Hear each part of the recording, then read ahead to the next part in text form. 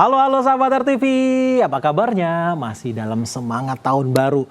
Identik dengan tahun baru pasti kita punya resolusi baru. Nah ternyata nih banyak yang menyatakan anak-anak muda nih Gen Z, milenial pun juga ada.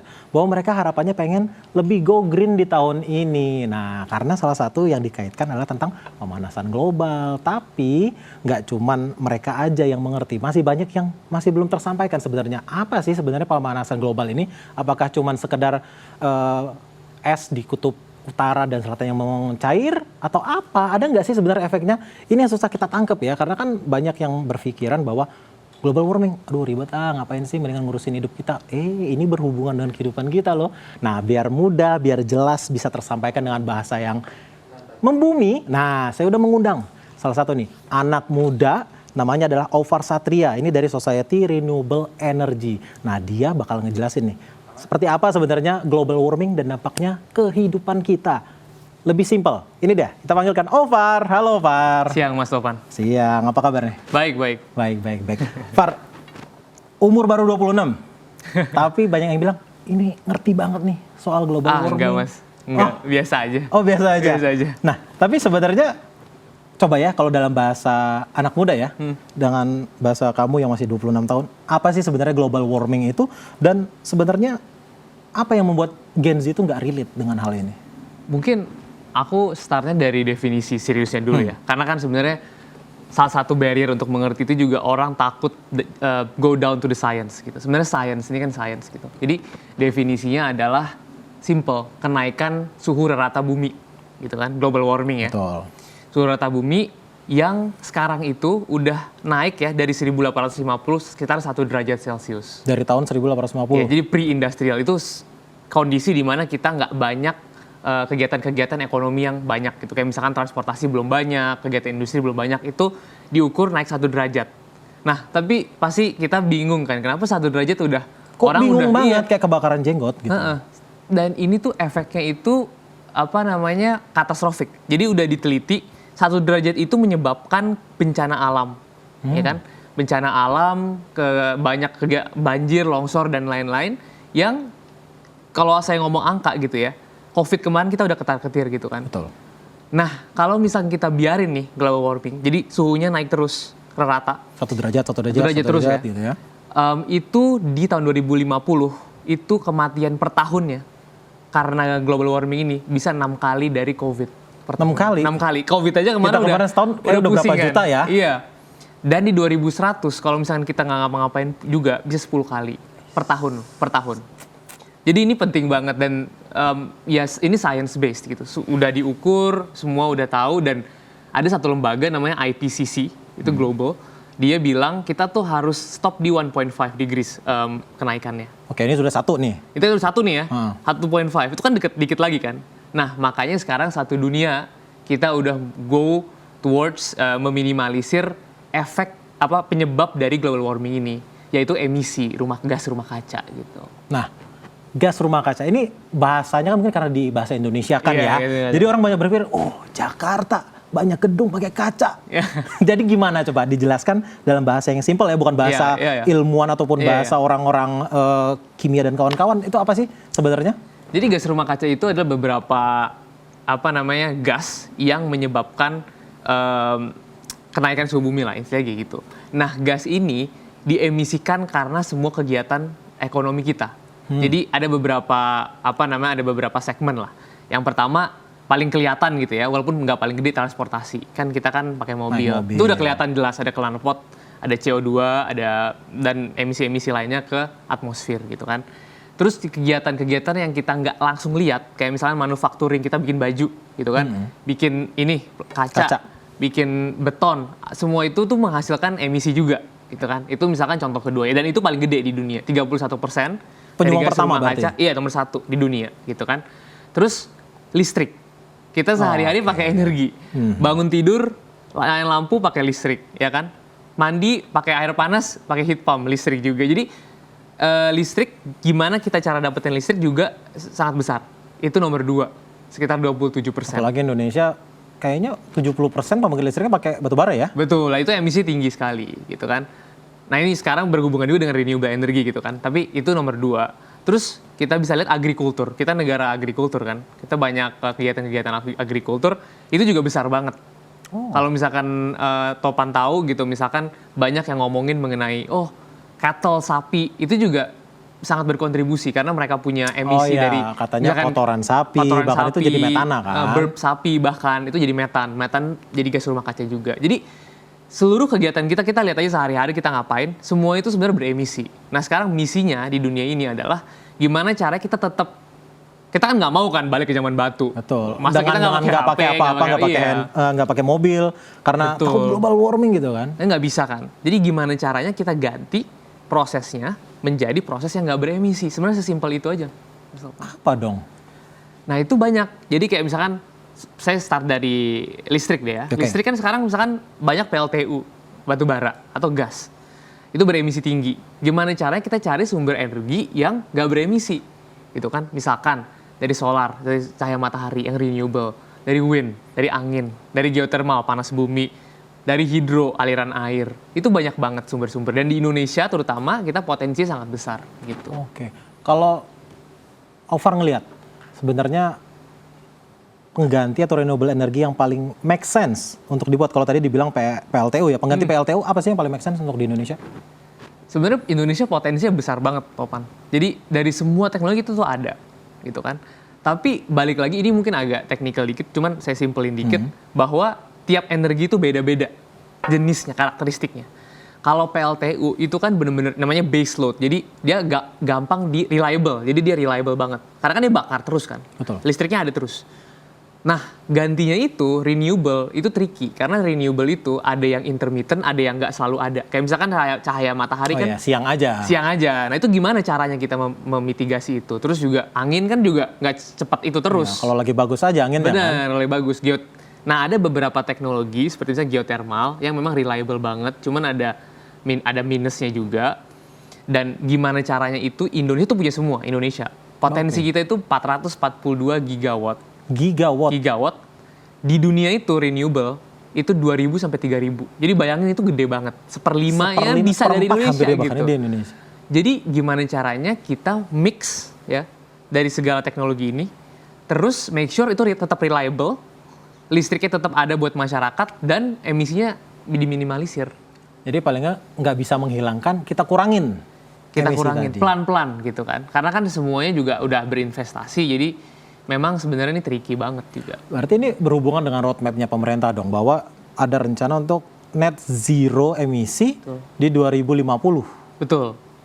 Jadi memang semua dunia ya, nggak cuma Indonesia, tapi di US, di UK, bahkan di Southeast Asian countries kita semua udah harus ada target net zero. Karena itu globally udah ditekan gitu kan. Nah ini semua udah bikin roadmap. Kalau kita kebetulan 2060-2050 kita mau achieve net zero. Jadi net zero adalah ya kita boleh beremisi sebenarnya. Tapi kalaupun beremisi kita tangkap atau kita offset. Kayak misalkan apa? Nanam mangrove. Misalkan kita tetap ada nih emisi dari PLTU gitu. Tapi karena kita nanam mangrove, kita hitung mangrove tuh nangkep CO2. Bisa menyerap berapa banyak. Jadi net. Makanya net zero bukan zero. Ya, berarti bukan hilang benar, tapi paling kita seimbangkan ya. Betul. Gitu simpelnya sebenarnya. Dan pemerintah udah banyak ngelakuin hal kerjasama dengan private sector, dengan global stakeholders juga untuk benar-benar achieve net zero ini gitu. Karena nggak gampang. Ditambah lagi kan kemarin di G20 Indonesia juga berhasil mendapatkan komitmen 314 triliun ya kalau nggak salah untuk nge-switch yang tadi PLTU ini menjadi yang lebih renewable lagi kan? Namanya Just Energy Transition Partnership Mechanism, dapat duit kira 20 billion, benar. Tapi kemarin pas G20 kesana juga kan ya, tentang apa, B20 ya? Iya, bantuin B20, kemarin ke COP27 juga di Sharm el Sheikh di Egypt. Itu banyak banget gerakan-gerakan, dan saya juga semangat ngelihat ternyata satu dunia ini benar-benar pengen nge-solve this problem. Dan pemerintah Indonesia tuh bener-bener semangat juga sebenarnya. Oke, berarti niatannya tulus dari seluruh dunia, bahkan Indonesia juga nge-push banget ya tentang ini ya. Betul. Iya. Tapi kan tadi kalau bicara tentang PLTU, baru sebatas pembangkit listrik. Tadi kamu bilang pembangkit listrik itu kan penyumbang sekian ya. Iya, betul. Manufaktur, ya mau nggak mau. Betul. Gimana? Ada nggak solusi untuk manufaktur ini biar lebih green lagi? Sebenarnya manufaktur itu paling susah. Bill Gates bilang this is the most difficult problem manufacturing karena semua prosesnya itu beremisi. Misalkan gini, kita bikin besi, steel. Prosesnya itu bener-bener beremisi tinggi. Biji besi dipanaskan. Panasinnya pakai apa? Pakai panas dari fossil fuel, dari batu bara atau misalkan dari minyak dan gas gitu. Nah, sebenarnya kuncinya itu saya balik lagi ke renewable. Kenapa? Karena semua proses yang berhubungan dengan energi sebenarnya bisa digantiin sama listrik. Misalkan gini, tadinya manasinnya pakai oil and gas. Kita ganti jadi listrik. Jadi ada yang furnace buat manasin si steel itu. Pembakarannya itu. Pembakarannya ganti aja sama listrik. Sumber listriknya dari renewable. Jadi kalau renewable ekosistemnya kita udah banyak nih sumber-sumbernya, supply-nya bisa sebenarnya diganti pelan-pelan gitu. Tapi teknologinya juga harus di-develop gitu. Jadi makanya ini sebenarnya sangat sulit karena teknologinya harus di-develop, orangnya harus mau juga, uangnya harus ada. Jadi memang bener-bener kompleks. Iya, karena orang pasti pada bilang kan semuanya emang jadi listrik nih, kompor ada kompor listrik, tapi kan lebih mahal katanya gitu. Iya, itu juga salah satu utamanya ya, cost. Jadi kan selalu ngebandingin, namanya premium cost, jadi bandingin cost sebelumnya. Jadi misalkan Topan gunain yang pakai fossil fuel, ganti ke yang pakai green renewable gitu. Pasti ada cost, ada costnya. Ada selisih antara disubsidi, ya kan? Oh iya. Jadi pemerintah bisa bermain di situ, atau memang kita punya awareness lebih untuk, misalkan yang bisa switch. Nah makanya awareness buat teman-teman juga sebenarnya penting banget. Oh iya, berarti memang secara nggak langsung kalau untuk kita pengen nge-switch nih, mungkin anak-anak muda maupun juga seluruh masyarakat Indonesia memang harusnya by system ya. Kalau seandainya pemerintah sudah support banget, kalau tadi kan kamu bilang kan gapnya tadi diisi subsidi bisa nih cepet. Iya memang sebenarnya by system. Jadi tapi kan kita nggak semerta-merta nggak berdaya gitu kan. Kita kan nggak semerta-merta, dan ntar aja lah nunggu subsidi, nggak gitu ya. Nggak bisa, kita harus juga mulai. Karena kan signal dari kita akan ditangkap oleh government, wah ini udah siap nih. Semua orang udah siap nih. Ya udah kita switch, kayak misalkan mobil listrik. Kan dia ngeliat kita juga. Kalau kita semangat ganti ke mobil listrik, oh iya kita subsidi gitu misalkan. Oh iya kita support gitu. Jadi timbal balik juga sih, kita harus kasih signal, ya kan? Tapi mereka juga harus bantu. Jadi kita juga bisa influence the system. Aduh, ini kayak orang pacaran ya. Berarti harus ada PDKT nih, PDKT gitu kan. Cuman kalau kita diem aja itu kan pasti ditinggalin. Oh iya, ribet juga ya. Tapi ini demi kelangsungan sih. Kelangsungan agar anak cucu kita nanti bisa tahu yang namanya langit biru, pohon-pohon hijau. Kalau enggak ya susah. Kayak tadi kita kan udah bahas tentang pembangkit listrik, cuman manufaktur yang agak susah. Ya moga aja ada solusinya ya ke depannya. Terus transportasi deh yang paling deket dah. Kesini naik mobil kan masih. Iya. Nah, ini kan susah ya, orang mau pindah ke, tahu banyak yang bilang, udah buat ngurangin karbonnya kita naik kendaraan umum. Rumah gua nggak bisa. Kalau di ujung sana kendaraan umumnya, apa sih yang bisa kita lakuin? Sebenarnya banyak sih. Sebenarnya ada banyak aplikasi yang apa stok sharing. mobil? Sharing juga Oke. Nebeng gitu kan. Sesimpel kayak gitu sebenarnya bisa. Cuman ya memang infrastrukturnya harus bagus dulu gitu loh. Ada aplikasinya. Jadi ini sebenarnya bukan tugas individu, ya bukan hanya tugas individu, tugas bisnis juga untuk nge-develop bisnis-bisnis yang bisa lebih ramah lingkungan, tugas pemerintah juga untuk ngebantu ekosistemnya supaya bagus.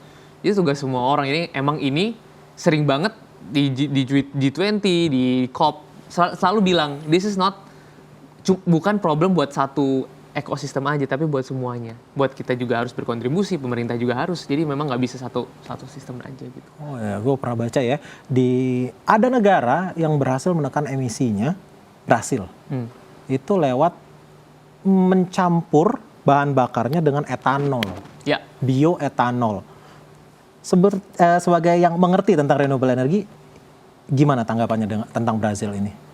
Dengan keberhasilannya lah. Jadi emang setiap negara punya pathway yang berbeda-beda, tergantung resourcesnya. Kalau Brazil kan memang di negara yang banyak corn.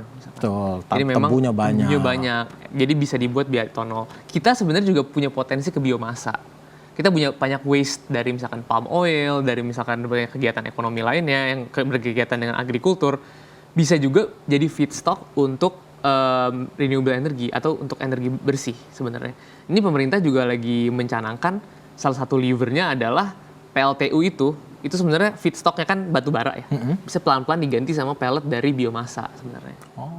Jadi emisinya lebih rendah. Jadi sebenarnya kita udah memikirkan hal itu, cuman ya harus spesifik ke negara kita punya apa, kita implementasi. Dan sekarang pemerintah juga banyak program push di biodiesel sebenarnya. di biodiesel kan. Biodiesel. Mengarah ke Dengan, B100. sawit ya.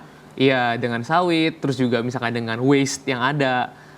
Makanya kita bareng-bareng juga harus aware bahwa pemerintah lagi melakukan hal ini, kita support juga. Kalau misalkan ada waste, kita bisa kumpulkan, jadi pemerintah juga punya akses ke waste gitu misalkan. Nah, ini November kemarin kan pemerintah sudah bisa dibilang kick off ya, bahwa berkomitmen akan memperluas lahan tebu, karena katanya pemerintah itu mengadopsi juga yang berhasil dengan bioetanol. Nah, kalau dengan yang kamu sebutin tadi bahwa ada biomasa, ada biodiesel, prospek dari si bioetanol ini seperti apa sih? Kalau pemerintah benar-benar jor-joran buka lahan gede ya? Iya, gede banget prospeknya. Prospeknya gede banget, dan itu sebenarnya balik-balik ke keekonomiannya aja. Jadi keekonomiannya harus diassess. Apakah dengan kita ganti, misalkan coba deh kita ganti nih 20% dari penggunaan diesel atau penggunaan bensin kita ganti jadi bioetanol atau biodiesel gitu. Efek ekonominya ke masyarakat, bebannya itu seberapa gede. Itu yang harus dilihat, dan itu yang kadang-kadang orang nggak terpikirkan. Karena kan kalau misalkan Topan misalkan ganti nih, tiba-tiba pemerintah oke deh biodiesel aja nih, diesel yang lama udah nggak ada, Dexlite udah nggak ada gitu misalkan. Ya pasti kan bayarnya lebih mahal kan, karena kan costnya lebih mahal juga. Nah, siapa yang bebannya itu mau di siapa? Mau di pemerintah atau mau di Mas Topan? Kalau Mas Topan nanti protes gitu kan. Naik nih harganya gitu ya, kalau masyarakat kan gitu ya. Makanya sebenarnya harus ditimbang-timbang. Dan lihat teknologi juga, teknologi turun nggak harganya. Jadi memang ini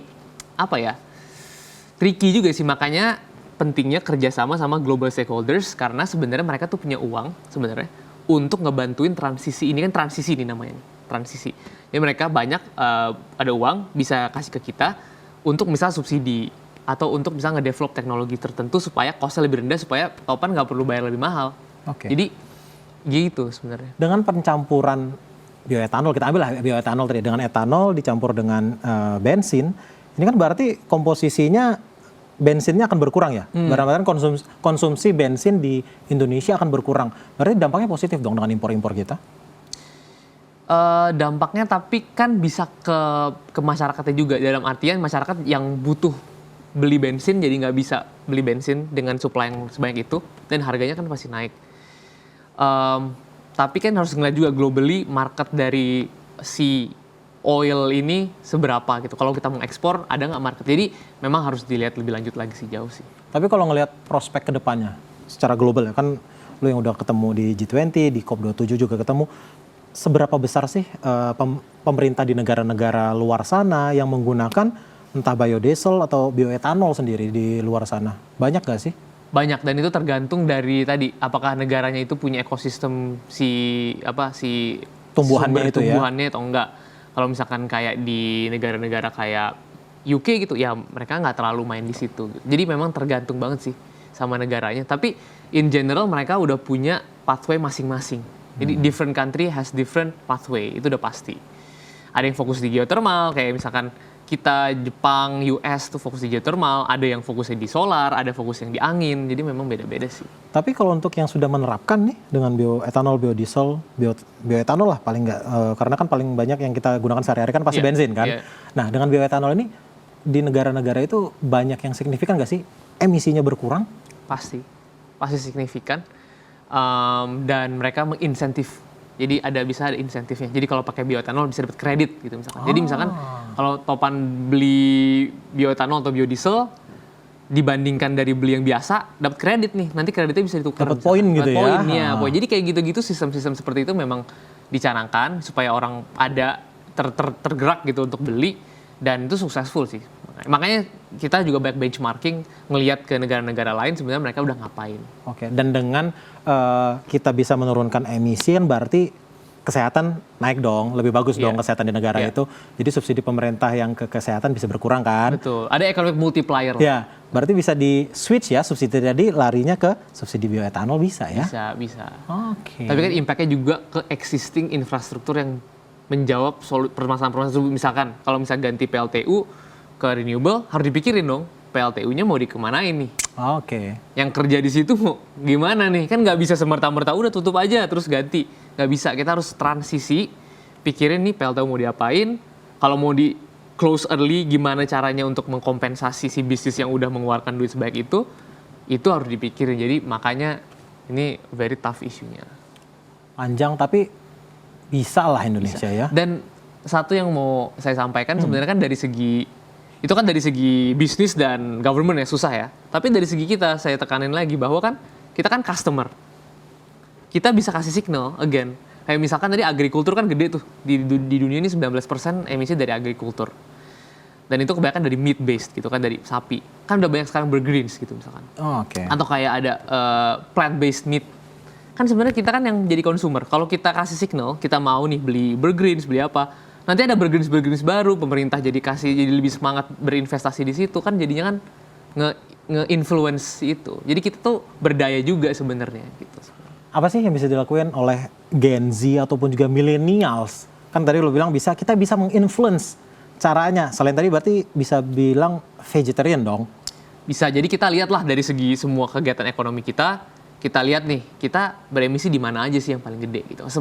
Jadi awareness dulu lah. Tadi kan, kita udah tahu nih ini problemnya sangat besar. Ini dari diri sendiri dulu berarti ya? Dari diri sendiri nih. Misalnya, wah gue ternyata banyak pakai mobil nih kemana-mana. Betul. Kita lihat nih, kita bisa ngapain sih sebenarnya. Kalau misalkan punya uang, misalkan bisa ganti EV gitu kan, motor listrik atau misalkan mobil listrik. Tapi listriknya dari?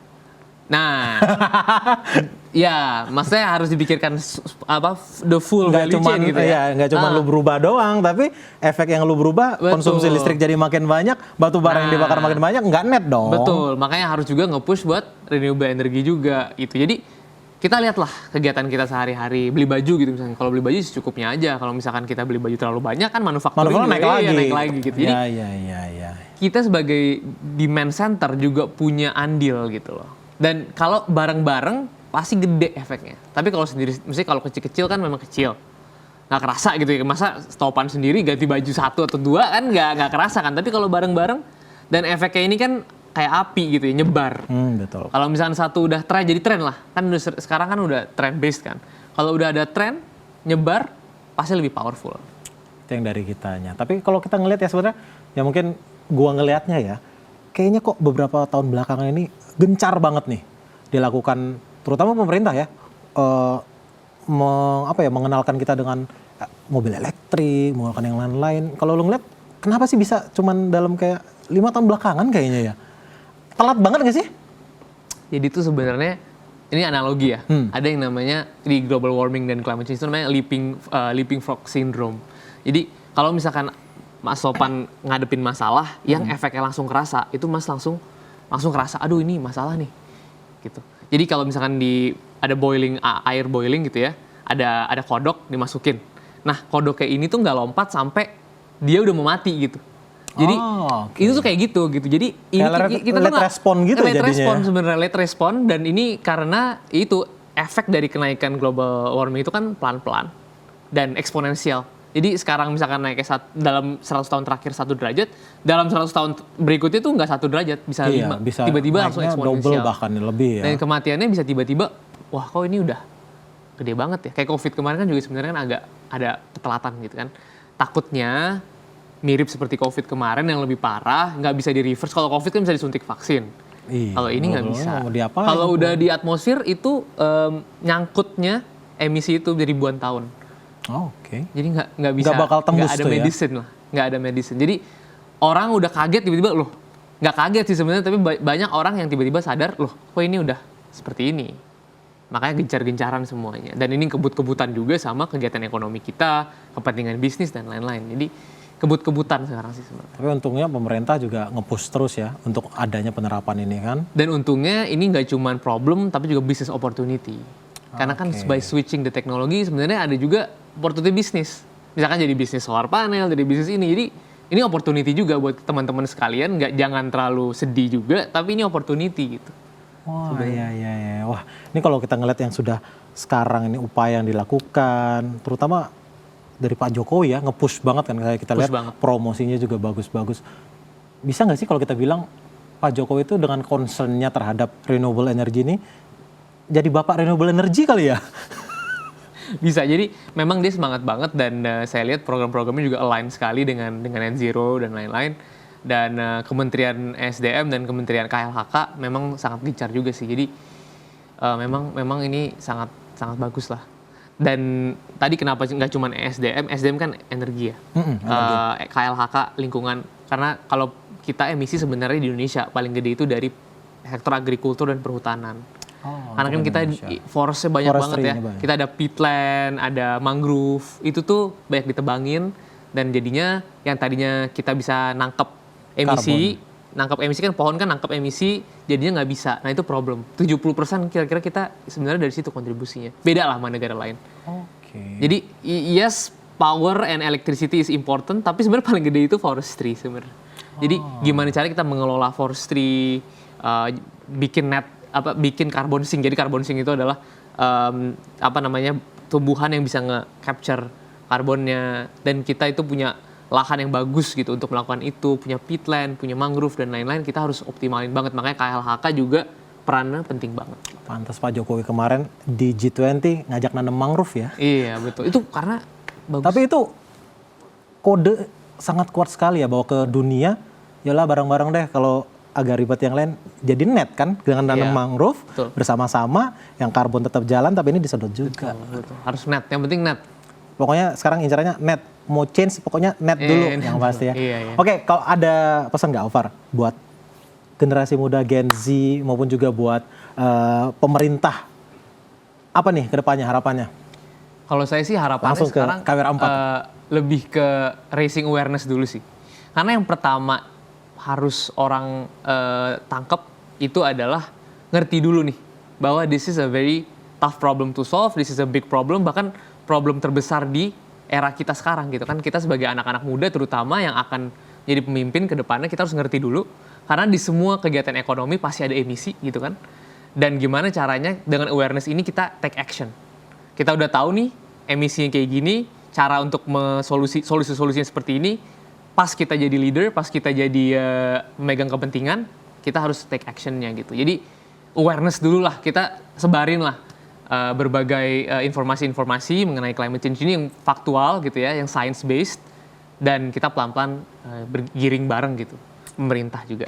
Itu dia tadi, berarti memang anak-anak muda nih, kita yang muda, Gen Z, millennials juga boleh gabung, kita jadi saya millennials tuh Mas. Oh masa? Iya. Oh millennials sama berarti kita. Aduh. Jadi kita bisa menjadi agent of change dong. Bisa. Berarti kan kita yang menyebarkan kebaikan, bahwa go green tadi nggak hanya sebatas gua nggak akan begini. Boleh tetap begitu, diminimalisir, tapi lu coba kurangin dengan hal-hal yang lain. Biar tadi net tadi. Betul. Oke, seru banget ngobrolnya, tapi udah kepanjangan. Kita panjang banget ya ngobrolnya hari ini, dan mau Jumatan juga. Oh, iya. Tidak apa-apa, kita akan ngobrol lagi. Nanti mungkin Alvar kita undang lagi lah, ngobrol-ngobrol lagi tentang hal lain terkait dengan global warming ini. Biar kita bisa ngerti lagi dan lebih menangkap dan bisa menggerakkan bersama-sama jadi agent of change tadi. Siap. Thank you Alvar sudah bergabung. Thank you. Oke, itu tadi perbincangan kita dengan Alvar Satria. Masih muda tapi bisa memberikan awareness kepada masyarakat dan juga anak-anak biar lebih menjaga yang namanya lingkungan. Kalaupun seandainya kita agak susah berubah secara 100% atau 180 derajat, oke, tetap begitu, dikurangin dikit-dikit, tapi kita juga menambahkan hal-hal lain yang bisa mengurangi dampak dari yang kita lakukan tadi. Oke, terima kasih sahabat-sahabat RTV yang sudah menyaksikan. Selamat beraktivitas lagi. Sampai jumpa. Thank you.